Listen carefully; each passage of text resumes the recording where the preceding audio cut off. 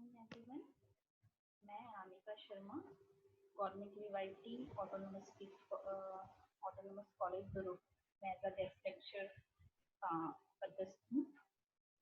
जो टॉपिक मैं आज कवर करने वाली हूँ इस वीडियो के थ्रू वो है ग्लूकोज मेटाबॉलिज्म, जिसके अंदर मैं ग्लाइकोलाइसिस पाथवे एक्सप्लेन करने वाली हूँ।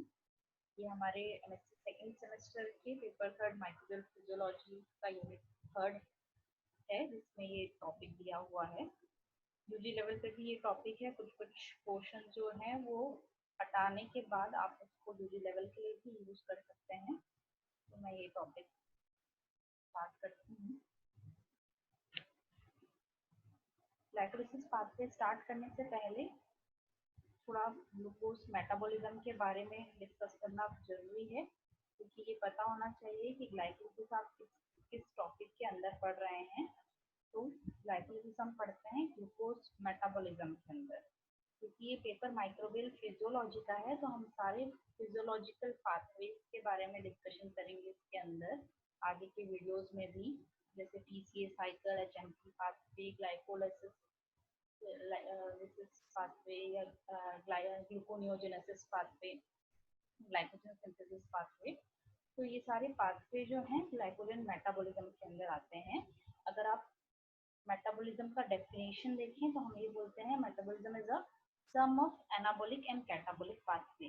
तो what are the catabolic and anabolic pathway? Anabolic pathway को आप सामान्य शब्दों में कह सकते हैं ऐसे पाथवे जिसके थ्रू आप कॉम्प्लेक्स मॉलिक्यूल का फॉर्मेशन करते हैं। फॉर एग्जांपल आप अमीनो एसिड का फॉर्मेशन कर रहे हैं, लिपिड का फॉर्मेशन कर रहे हैं, ग्लाइकोजन का फॉर्मेशन कर रहे हैं। ये सारे पाथवे हो जाते हैं एनाबॉलिक पाथवे। और वो पाथवे जिनके थ्रू आप इन कॉम्प्लेक्स मॉलिक्यूल से एनर्जी गेन करते हैं, मतलब उनका ब्रेकडाउन करके सिंपल मॉलिक्यूल का फॉर्मेशन करते हैं और उनसे एनर्जी गेन करते हैं, इन सारे पाथवे को हम बोलते हैं कैटाबॉलिक पाथवे। तो यहाँ पे कुछ पाथवे की लिस्टिंग दी हुई है लेफ्ट हैंड साइड में, और राइट हैंड साइड में उसके फंक्शंस दिए हुए हैं। तो इनमें से कुछ कैटाबॉलिक पाथवे हैं और कुछ एनाबॉलिक पाथवे हैं, जैसे ग्लाइकोलाइसिस, टीसीए साइकिल, एचएमपी।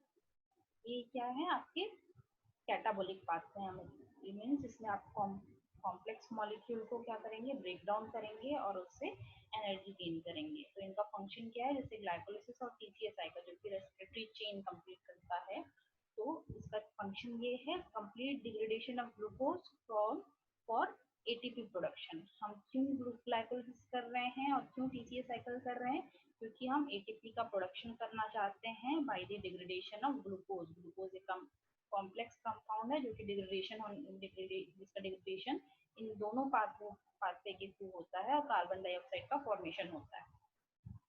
जो एचएमपी पाथवे है इसमें भी हम ग्लूकोज का डिग्रेडेशन करते हैं, पर यहाँ हम एटीपी प्रोडक्शन के लिए ग्लूकोज का डिग्रेडेशन नहीं कर रहे हैं, यहाँ हम एनएडीएच के फॉर्मेशन के लिए कर रहे हैं, जो कि रिड्यूसिंग पावर है।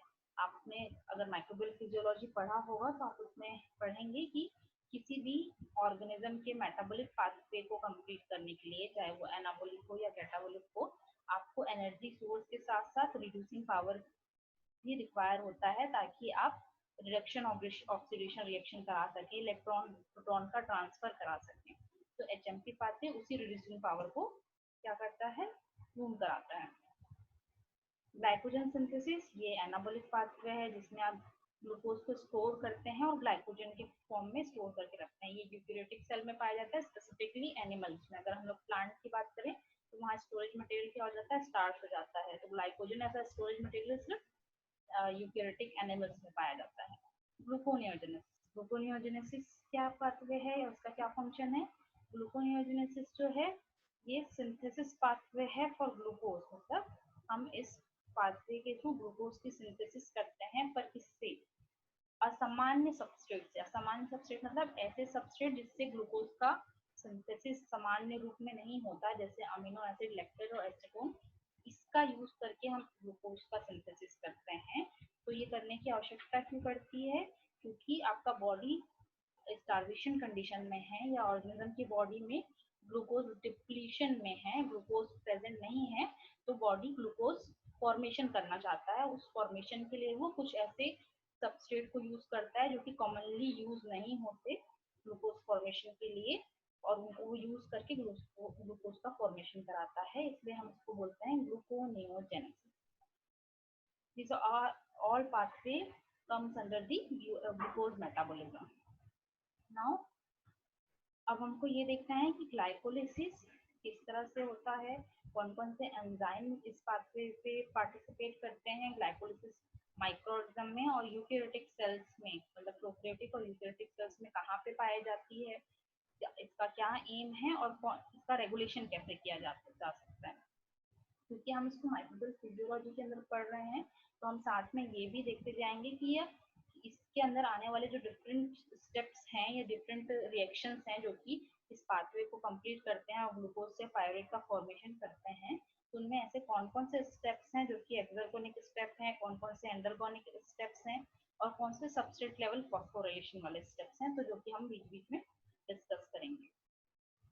जहाँ रेगुलेशन की बात आती है तो यहाँ ये समझना जरूरी है कि क्योंकि ग्लूकोज मेटाबॉलिज्म के अंदर डिफरेंट पाथवे आ रहे हैं, इसका मतलब ये पाथवे चलाने के लिए भी ऑर्गेनिज्म जो है वो अपने अंदर रेगुलेशन करता है, अपने सेल बायोलॉजिकल सिस्टम में रेगुलेशन करता है, तभी वो डिसाइड कर सकता है कि जो ग्लूकोज उसने अपटेक किया है एक्सटर्नल इन्वायरमेंट से, उस ग्लूकोज का वो किस तरह से यूटिलाइजेशन करने वाला है। फॉर एग्जाम्पल, क्या वो उस ग्लूकोज को ब्रेक डाउन करके एटीपी जनरेट करना चाहता है, या वो उस ग्लूकोज को रिड्यूसिंग पावर जनरेट करने के लिए यूज करना चाहता है, या तो वो उसको स्टोर करना चाहता है। अगर हम लोग प्रोकैरियोटिक सेल की बात करें तो वो किस फॉर्म में उसको स्टोर कर सकता है, ऑयल ड्रॉपलेट्स के फॉर्म में कर सकता है ना, या तो फिर स्टार्च मटेरियल के फॉर्म में कर सकता है, छोटे छोटे स्टोरेज ग्रेन्यूल्स के फॉर्म में कर सकता है, तो ये भी एज अ स्टोरेज मटेरियल वो डिपॉजिट करने के लिए कर सकता है, या तो फिर अमीनो एसिड सिंथेसिस के लिए कर सकता है। तो ये डिफरेंट पाथवे जो है कब चलानी है और ग्लूकोज को किस पाथवे की तरफ आगे बढ़ाना है, ये भी एक रेगुलेशन पाथवे है, ये भी एक रेगुलेटरी मेथड है। ये रेगुलेटरी मेथड कैसे फॉलो होता है, क्योंकि हम देख रहे हैं कि ग्लाइकोलाइसिस का फंक्शन क्या है, एटीपी का प्रोडक्शन करना। मीन्स माइक्रो ऑर्गेनिज्म या तो वो सेल जो कि ग्लाइकोलाइसिस कर रहा है, वो ग्लूकोज के सेल के अंदर एंट्री होने पे ये डिसाइड करता है कि उसके सेल में किस चीज का डिप्लीशन है, या उस सेल को किस चीज की आवश्यकता ज्यादा है, एटीपी की या एनएडीएच की या स्टोरेज मटेरियल की। अगर उसके पास एटीपी सफिशिएंट है, एनएडीएच सफिशिएंट है, तो ये कोशिश करेगा कि इस पर्टिकुलर फूड सोर्स को वो स्टोर करके रखे रहे ताकि वो अनफेवरेबल कंडीशन में उसका यूटिलाइजेशन कर सके। अगर उसके पास एनएडीएच है तो वो क्या कोशिश करेगा कि अगर एटीपी कम है तो एटीपी का फॉर्मेशन करना चाहे।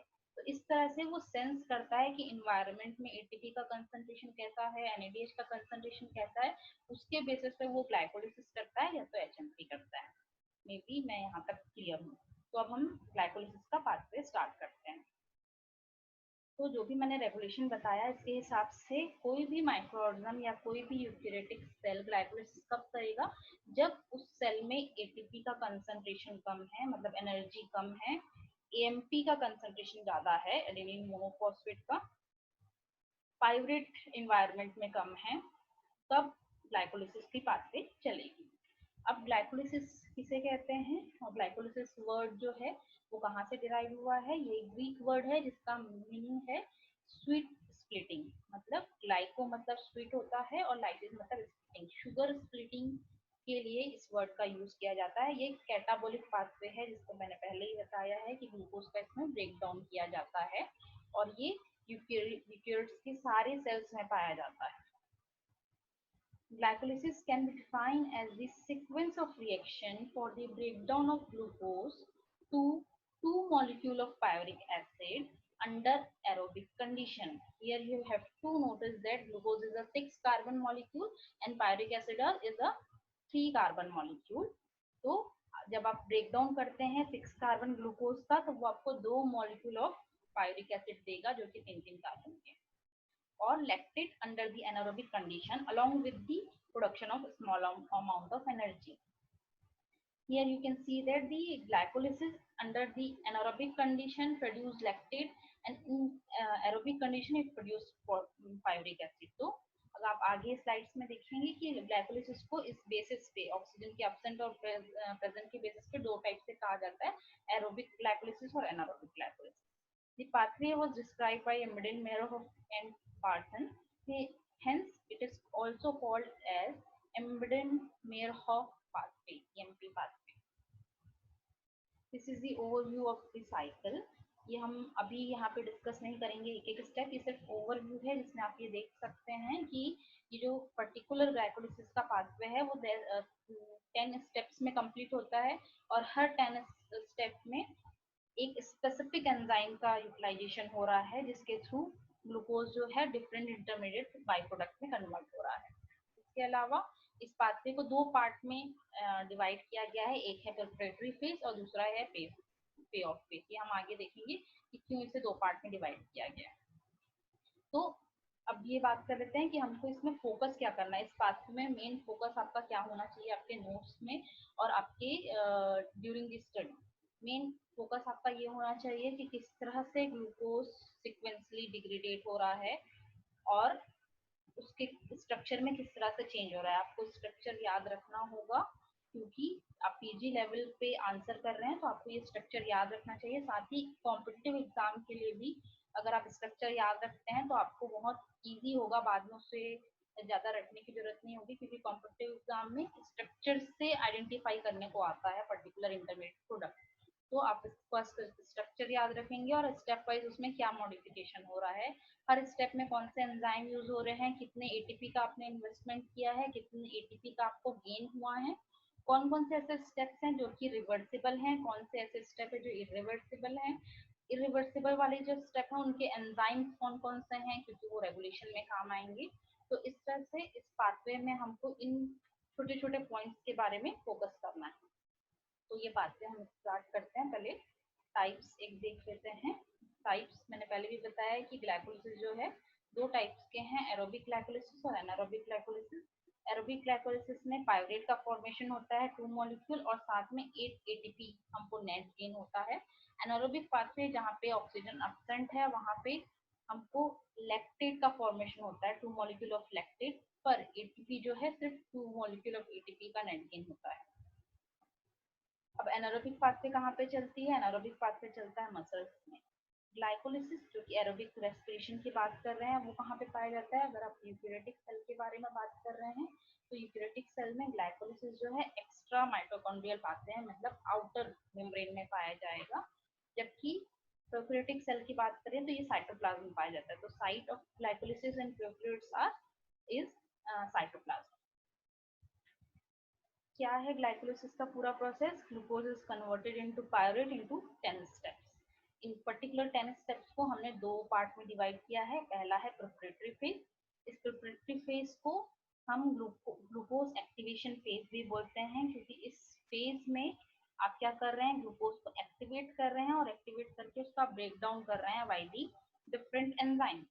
तो ग्लूकोज जो 6 कार्बन मॉलिक्यूल है उसका ब्रेक डाउन करके आप दो मॉलिक्यूल का फॉर्मेशन करते हैं जो कि 3-3 कार्बन के हैं. ये मेन चीज है. दूसरा, इसे प्रिपरेटरी फेज इसलिए बोल रहे हैं क्योंकि इस फेज में आपको इन्वेस्टमेंट करना होता है. इन्वेस्टमेंट किसका, एनर्जी का. आप क्योंकि उस ग्लूकोज से एनर्जी गेन करना चाहते हैं तो पहले आपको उसके एक्टिवेशन के लिए एनर्जी देनी पड़ेगी. तो प्रिपरेटरी फेज में आप प्रिपरेशन कर रहे हैं ताकि आपको पे ऑफ फेज में एनर्जी गेन हो सके. तो इस फेज में आपको क्या करना होगा, एनर्जी देनी होगी ताकि ग्लूकोज एक्टिवेट हो और उसका ब्रेकडाउन हो. फिर आप आगे का जो पे ऑफ फेज आएगा उससे आप क्या करेंगे, एनर्जी गेन करेंगे. यहाँ एक और चीज मेन है कि यहाँ पे हम देख रहे हैं 10 स्टेप है ग्लाइकोलिसिस की टोटल, उसमें से फर्स्ट से लेके 5th स्टेप जो है वो प्रिपरेटरी फेज है. 6th से 10th स्टेप जो है वो टोटल पूरा पे ऑफ फेज है. इस फेज को हम लोग एनर्जी एक्सट्रैक्शन फेज भी बोलते हैं. एनर्जी एक्सट्रैक्शन क्यों बोल रहे हैं ये आप समझ रहे होंगे क्योंकि प्रिपरेटरी फेज में आपने इन्वेस्टमेंट किया, अब उस इन्वेस्टमेंट का गेन लेने का टाइम आ गया है, उसका आपको बेनिफिट मिलने का टाइम आ गया है. अब इस फेज में आपको क्या मिलेगा, एटीपी का प्रोडक्शन मिलेगा. इसलिए हम इसको क्या बोल रहे हैं, एनर्जी एक्सट्रैक्शन फेज. पर्टिकुलर इस फेज में हो क्या रहा है, जो ग्लूकोज दो मॉलिक्यूल में कन्वर्ट हुआ था उस दो मॉलिक्यूल से अब हम पाइरूवेट का फॉर्मेशन कर रहे हैं और इस पाइरूवेट के फॉर्मेशन के दौरान हम उससे एटीपी का जनरेशन कर रहे हैं, इसलिए हम इसको क्या बोल रहे हैं, पे ऑफ पी। अब बात करते हैं फर्स्ट स्टेप ऑफ ग्लाइकोलिसिस। तो जो फर्स्ट स्टेप ऑफ ग्लाइकोलिसिस है उसमें ग्लूकोज जो है वो फॉस्फोराइलेट होता है बाय द एंजाइम हेक्सोकाइनेज, ठीक, और फॉर्मेशन करता है ग्लूकोज 6 फॉस्फेट का। हेक्सोकाइनेज जो एंजाइम है, आपको ये याद रखना होगा काइनेज एंजाइम का फंक्शन क्या है। काइनेज एंजाइम अगर कहीं पे भी यूज हो रहा है या कहीं पे भी आप ऐसा रिएक्शन देख रहे हैं जहाँ पे किसी सबस्ट्रेट से फॉस्फेट ग्रुप किसी दूसरे सबस्ट्रेट में ट्रांसफर किया जा रहा है, मतलब काइनेज एंजाइम क्या करता है, एक सबस्ट्रेट से फॉस्फेट ग्रुप का ट्रांसफर दूसरे सबस्ट्रेट में करता है। जैसे कि यहाँ पे जो फॉस्फेट ग्रुप है वो एटीपी से लिया जा रहा है और ट्रांसफर किस में किया जा रहा है, ग्लूकोज में, और ग्लूकोज में भी कहाँ पे, 6 कार्बन पे। तो ग्लूकोज से ग्लूकोज 6 फॉस्फेट बना क्योंकि एटीपी से एक फॉस्फेट ग्रुप 6 कार्बन पे आके अटैच हुआ। इसे हेक्सोकाइनेज क्यों बोल रहे हैं, क्योंकि हेक्सो मतलब कि 6 कार्बन शुगर ग्लूकोज, तो ये सबस्ट्रेट का नाम हो गया। आप इसको सिर्फ काइनेज भी लिख सकते हैं। हेक्सोकाइनेज में हेक्सो सबस्ट्रेट डिनोट करता है, काइनेज एंजाइम डिनोट करता है। ठीक, ये होगी बात एंजाइम की और रिएक्शन की। इस स्टेप को हम लोग प्राइमिंग स्टेप या कमिटिंग स्टेप भी बोलते हैं। क्यों प्राइमिंग और कमिटिंग स्टेप बोल रहे हैं, क्योंकि ग्लूकोज जब पर्टिकुलर सेल के अंदर एंटर करता है या माइक्रोऑर्गेनिज्म के अंदर एंटर करता है तो उस ग्लूकोज को हमको फिक्स करना है ताकि हम उसको मेटाबॉलिक पाथवे के लिए आगे बढ़ा सकें।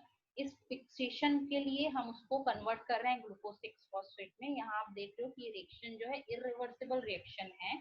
यहाँ पे हम एक एटीपी का इन्वेस्टमेंट कर रहे हैं, तो इस इरिवर्सिबल स्टेप से क्या होगा, ग्लूकोज ग्लूकोज 6 फॉस्फेट में कन्वर्ट होगा और उस फॉर्म में फिक्स हो जाएगा। अब इस फॉर्म में ग्लूकोज 6 फॉस्फेट के फॉर्म में ग्लूकोज वापस सेल से बाहर नहीं जा सकता, अब वो सेल में फिक्स हो गया। तो ये कमिटिंग स्टेप हो गया कि ये मॉलिक्यूल अब मेटाबॉलिक पाथवे में जाने वाला है।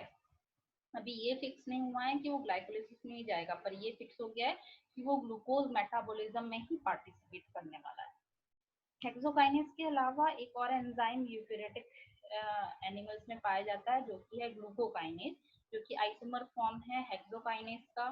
कहाँ पाया जाता है, लिवर सेल्स में पाया जाता है। स्पेसिफिक फंक्शन है ग्लूकोकाइनेज का एनिमल लिवर सेल में, क्योंकि वहाँ पे ग्लाइकोजन सिंथेसिस होती है, जिसको हम आगे डिस्कस करेंगे। तो हेक्सोकाइनेज जो है वो की ग्लाइकोलिटिक एंजाइम है ग्लाइकोलिसिस का, क्योंकि यहाँ पे रिवर्सिबल रिएक्शन है, हेक्सोकाइनेज रेगुलेटरी एंजाइम भी होगा और ये एक प्राइमिंग स्टेप कैटलाइज कर रहा है। हेक्सोकाइनेज की एक्टिविटी के लिए हमको Mg2+ आयन की रिक्वायरमेंट होती है, तो इस रिएक्शन में Mg2+ आयन की हम क्या कर रहे हैं, यूटिलाइज कर रहे हैं। जो सेकेंड स्टेप है वो है isomerization of glucose 6 phosphate to fructose 6 phosphate. क्या हो रहा है, आइसोमराइजेशन हो रहा है। कौन सा एंजाइम करेगा, आइसोमरेज एंजाइम करेगा। तो उसने क्या किया, ग्लूकोज 6 फॉस्फेट को उसके आइसोमर फॉर्म में कन्वर्ट कर दिया, और आइसोमर फॉर्म क्या था, फ्रक्टोज 6 फॉस्फेट। ये स्टेप जो है वो रिवर्सिबल स्टेप है और यहाँ पे भी Mg2+ आयन का यूटिलाइजेशन किया गया है। आइसोमर क्या कर रहा है, आइसोमरेज एंजाइम क्या कर रहा है, ग्लूकोज जो है वो एल्डोलेस शुगर है उसको कीटोज शुगर में कन्वर्ट कर दे रहा है। दोनों एक दूसरे के आइसोमर है, तो ये सिंपल रिएक्शन है। यहाँ पे आपको कोई भी स्पेसिफिक रिएक्शन नहीं हो रहा, ना ये एंजाइम लेबोरेटरी है, आपको सिर्फ स्ट्रक्चर याद रखने हैं दोनों ही सबस्ट्रेट और प्रोडक्ट के। फिर थर्ड स्टेप है phosphorylation of fructose 6 phosphate to fructose 1,6-बिसफॉस्फेट। ये जो कन्वर्जन है फ्रक्टोज 6 फॉस्फेट से फ्रक्टोज 1,6-बिसफॉस्फेट का, ये कौन सा एंजाइम कैटलाइज करा रहा है, फॉस्फोफ्रक्टोकाइनेज 1। यहाँ पे फिर से काइनेज एंजाइम का यूटिलाइजेशन हुआ है, इसका मतलब फॉस्फेट ग्रुप का ट्रांसफर होगा एक सबस्ट्रेट से दूसरे सबस्ट्रेट में। यहाँ फिर से एटीपी वो सबस्ट्रेट है जो कि फॉस्फेट डोनेट कर रहा है, और फ्रक्टोज 6 फॉस्फेट वो सबस्ट्रेट है जो कि फॉस्फेट एक्सेप्ट कर रहा है। और कहाँ पे एक्सेप्ट कर रहा है, अपने फर्स्ट कार्बन की पोजीशन में। तो यहाँ पे देखिए फर्स्ट कार्बन है, वहाँ पे एक फॉस्फेट ग्रुप अटैच हो गया है। यहाँ पे हमने एक और एटीपी का इन्वेस्टमेंट किया है, जैसे हमने फर्स्ट स्टेप में किया था। ये इरिवर्सिबल स्टेप है, इसका मतलब ये एंजाइम भी क्या होगा, रेगुलेटरी एंजाइम है, इसलिए हम इसे क्या बोल रहे हैं, की एंजाइम ऑफ ग्लाइकोलिसिस बोल रहे हैं, क्योंकि ये ग्लाइकोलिसिस के रिएक्शन को रेगुलेट कर सकता है। तो हमने अभी तक दो मॉलिक्यूल ऑफ एटीपी का इन्वेस्टमेंट किया है, इन एक तो फर्स्ट स्टेप में और एक दूसरा इस थर्ड स्टेप में।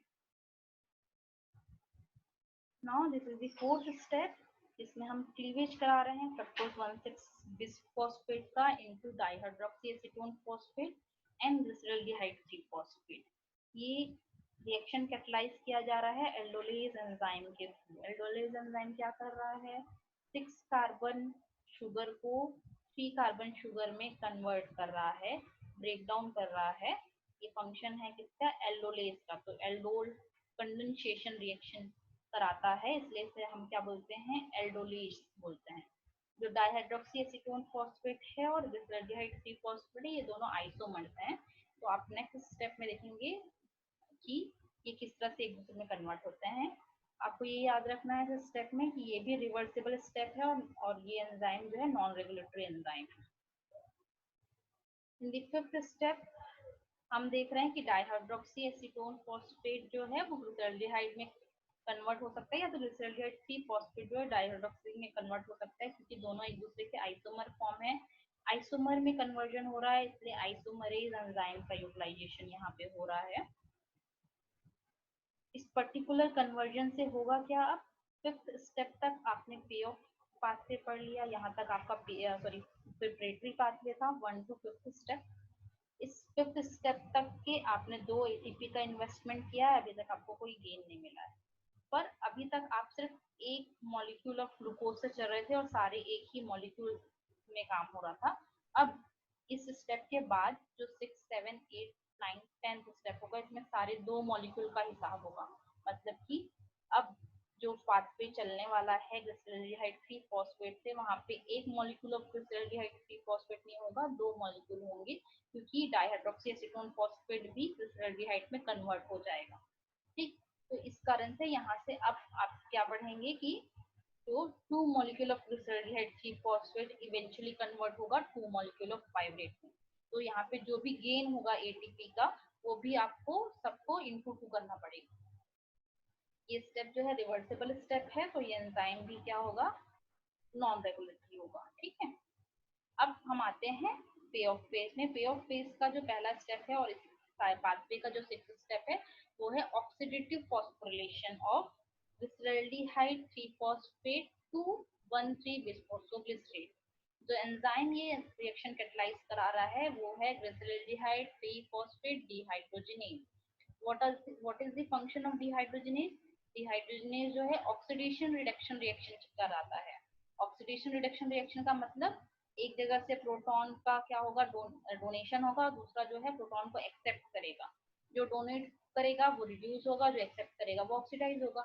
ठीक, तो यहाँ हो क्या रहा है, हो ही रहा है ग्लिसरल्डिहाइड 3 फॉस्फेट जो कि 2 मॉलिक्यूल है, वो इनऑर्गेनिक फॉस्फेट से रिएक्शन कर रहा है इन द प्रेजेंस ऑफ डिहाइड्रोजनेज, और इससे हो क्या रहा है, इस प्रोटॉन का डोनेशन हो रहा है इनटू NAD+। इस प्रोटॉन का एक्सेप्ट करने के बाद NAD+ जो है NADH में कन्वर्ट हो जा रहा है, और ग्लिसरल्डिहाइड 3 फॉस्फेट जो है 1,3 बिस्फोस्फोग्लिसरेट में कन्वर्ट हो जा रहा है। इससे हमको क्या मिल रहा है, एक NADH का मॉलिक्यूल मिल रहा है। जो ये NADH का मॉलिक्यूल है, इसे हम क्या बोलते हैं, रिड्यूसिंग पावर। ये भी एक तरह का हमारे लिए क्या है, एनर्जी गेनिंग स्टेप है। तो जो पाथवे का पहला स्टेप है जिसमें हम ऑक्सीडेशन करा रहे हैं, उसमें आपको एक एनर्जी मॉलिक्यूल मिला है, वो एनर्जी मॉलिक्यूल क्या है, NADH। और इस एक NADH मॉलिक्यूल को हम कितने एटीपी के इक्विवेलेंट मानते हैं, 3 एटीपी के इक्विवेलेंट मानते हैं। अब क्योंकि यहाँ पे 2 मॉलिक्यूल ऑफ ग्लिसरल्डिहाइड 3 फॉस्फेट था और 2 मॉलिक्यूल ऑफ 1,3 बिस्फोस्फोग्लिसरेट बना, तो हमको गेन भी 2 मॉलिक्यूल ऑफ NADH का होगा। 2 मॉलिक्यूल ऑफ NADH मतलब कि 6 एटीपी का गेन हमको हो गया, जिसको आपको काउंट करके रखना पड़ेगा। दिस स्टेप इज रिवर्सिबल, इसका मतलब ये एंजाइम जो है वो नॉन रेगुलेटरी एंजाइम है। Now in the 7th step हम क्या कर रहे हैं, कन्वर्जन करा रहे हैं 1 बिस्फोस्फोग्लिसरेट टू 3 फॉस्फोग्लिसरेट। 1,3 बिस्फोस्फोग्लिसरेट से 3 फॉस्फोग्लिसरेट का कन्वर्जन जो है काइनेज एंजाइम के प्रेजेंस में हो रहा है, जिसको हम फॉस्फोग्लिसरेट काइनेज बोल रहे हैं।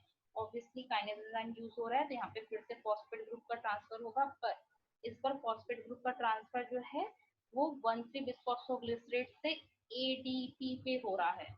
इसके कारण से एडीपी का कन्वर्जन किस में हो जा रहा है, एटीपी में। ठीक है, तो और 1,3-बिस्फॉस्फोग्लिसरेट किस में कन्वर्ट हो जा रहा है, 3-फॉस्फोग्लिसरेट, मतलब कि जो फर्स्ट कार्बन में फॉस्फेट ग्रुप प्रेजेंट था वो किस में चला गया, एटीपी में। इस पर्टिकुलर स्टेप से हमको गेन ऑफ एटीपी हुआ कितने मॉलिक्यूल, 2 मॉलिक्यूल, क्योंकि अब सबसे डबलिंग में चल रहा है। ठीक है, फिर एक मेन पॉइंट यहाँ पे ये है कि जो ये कन्वर्जन है फॉस्फेट ग्रुप का एटीपी में, सॉरी ट्रांसफर है फॉस्फेट ग्रुप का एडीपी में, और एटीपी का जो फॉर्मेशन हो रहा है, इस पूरे प्रोसेस को हम बोलते हैं सबस्ट्रेट लेवल फॉस्फोराइलेशन।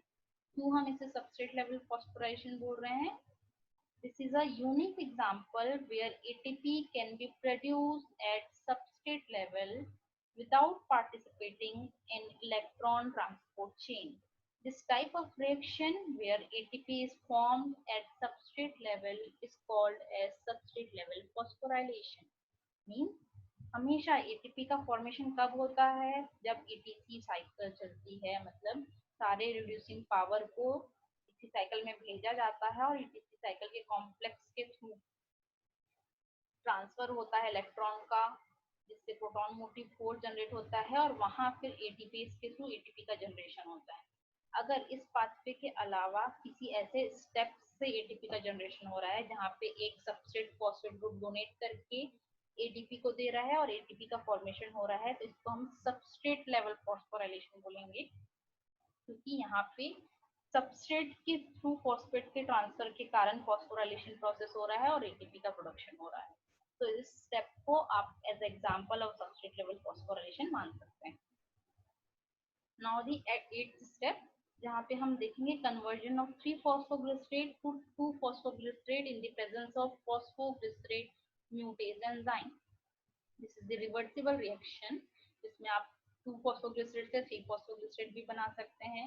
अब बात करते हैं एंजाइम के बारे में। एंजाइम कौन सा यूज हो रहा है, म्यूटेज। म्यूटेज एंजाइम का फंक्शन क्या है? म्यूटेज एंजाइम जो है किसी भी सबस्ट्रेट में प्रेजेंट फंक्शनल ग्रुप को उसी सबस्ट्रेट के एक कार्बन से दूसरे कार्बन पे ट्रांसफर करता है।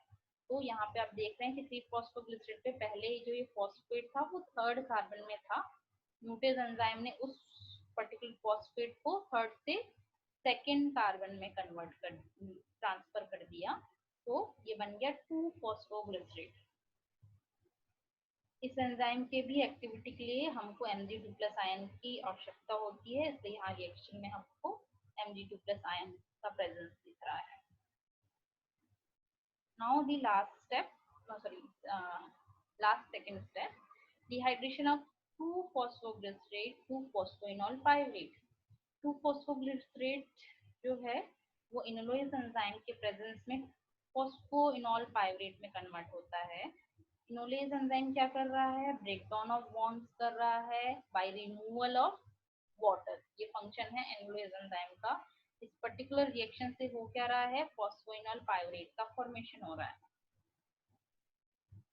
पर्टिकुलर जो फॉस्फोइनॉल पाइरुवेट बना, ये हाई एनर्जी कंपाउंड है, क्योंकि इसमें एक हाई एनर्जी फॉस्फेट बॉन्ड पाया जाता है। इस हाई एनर्जी कंपाउंड को समझने के लिए आपको एनर्जी रिच बॉन्ड पढ़ना पड़ेगा। तो फॉस्फोइनॉल पाइरुवेट जो है वो कंपाउंड है जो कि एटीपी से भी ज्यादा एनर्जी कंटेन करता है और इसमें एनर्जी बॉन्ड्स पाए जाते हैं। इन द 10th स्टेप हम इस high energy compound phosphoenol pyruvate को पाइरुवेट में कन्वर्ट कर रहे हैं, और क्योंकि इस फॉस्फेट ग्रुप का, जिसको हम हाई एनर्जी बॉन्ड बोल रहे हैं, उस पर्टिकुलर बॉन्ड का ब्रेकडाउन हो रहा है, इसलिए यहाँ पे हमको एटीपी का फॉर्मेशन होते हुए दिखता है। कैसे फॉर्मेशन हो रहा है, काइनेज एंजाइम के प्रेजेंस में, जिसको हम लोग पाइरुवेट काइनेज बोल रहे हैं, है ना। तो काइनेज एंजाइम क्या कर रहा है, फॉस्फोइनॉल पाइरुवेट से फॉस्फेट ग्रुप का ट्रांसफर एटीपी पे कर रहा है। इस कारण से एटीपी जो है वो एटीपी में कन्वर्ट हो जा रहा है। इस रिएक्शन को भी आप सबस्ट्रेट लेवल फॉस्फोराइलेशन का एग्जांपल मान सकते हैं। क्यों एटीपी का फॉर्मेशन हुआ, क्योंकि ये बॉन्ड जो है वो एनर्जी रिच बॉन्ड है और उसके ब्रेकडाउन होने से एनर्जी का फॉर्मेशन हो रहा है।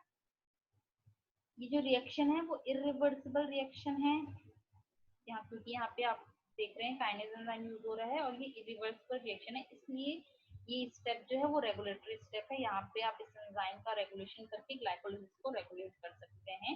इसलिए यहाँ लिखा हुआ है पाइरूवेट इज अ की glycolytic enzyme, this step is irreversible.